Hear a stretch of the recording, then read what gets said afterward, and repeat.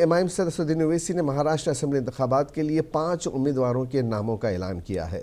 MIM की पहली फहरिस्त में औरंगाबाद से इम्तियाज़ जलील, मालेगांव से मुफ्ती इस्माइल, धूलिया से फारूक शाह, मुंबई से रईस लश्करिया और शोलापुर से फारूक शहबाजी के नाम शामिल हैं। असदुद्दीन ओवैसी ने ये नहीं बताया कि पार्टी कितनी सीटों पर अपने उम्मीदवारों को मैदान में उतारने जा रही है। तो इस चुनाव में इम्तियाज जलील भी कैंडिडेट रहेंगे जी।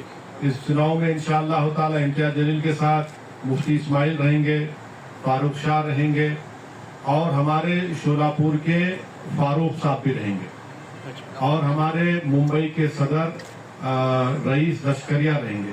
तो तुम्हारे को ये 5 नाम दे दिया मैं, ये तो कैंडिडेट रहेंगे हमारे, क्योंकि 2 तो एमएलए है, एक मालेगांव से और एक हमारे धूलिया से, तो ये तो रहेंगे। अब और कितने कैंडिडेट रहेंगे नहीं रहेंगे अभी तो टाइम लगेगा। जलील साहब महाराष्ट्र के मेरे अध्यक्ष हैं, उन्होंने ये ऑफर दिया है, उन्होंने कहा है कि हमसे बातचीत करो और मेरे ख्याल से कोई बातचीत एक जगह पे अनऑफिशियली भी हुई।